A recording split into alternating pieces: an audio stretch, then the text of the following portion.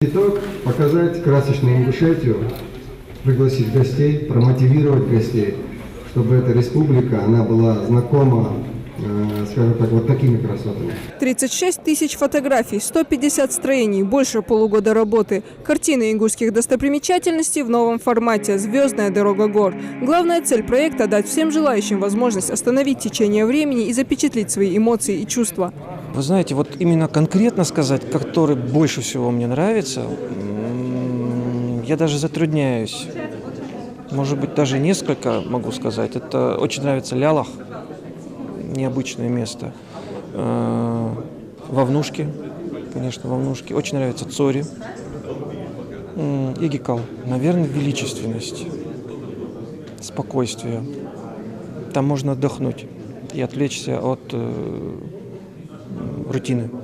Выставка не ограничивается фотографиями. Чтобы еще больше подчеркнуть красоту горной Ингушетии, фотографы представили видеопроект, который превзошел все ожидания посетителей. Мы этот проект сделали совместно с Евгением Шевцовым, потому что на самом деле этот проект довольно сложный. Ночная съемка горных башен на фоне звезд, она, во-первых, требует и технической подготовленности, опыта, нужны дополнительные технические средства и, соответственно, знания, умение фотографировать ночью. Замковые комплексы, горы, ущелья на фоне звездных ночей оценили и гости республики. Познакомиться с ингушской культурой и поздравить город солнца Магаз с 25-летием туристы приехали из Ярославля, Пскова, Калуги, Ростова, Махачкалы и Грозного. Для них фотовыставка стала своеобразной экскурсией в горах, которые они планируют обязательно увидеть воочию. Во-первых, сразу видно, какой труд вложен в эту работу. Работа проделана немалая, это терпение, это и талант, прежде всего, человека. Это надо было увидеть и это воплотить все.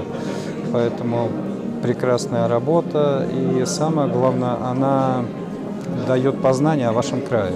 Вот для меня, как человека, который приехал первый раз, я после этой выставки увидел, насколько прекрасны ваши здесь места. Нас пригласили в город Магаз, который сегодня отмечает свой день рождения.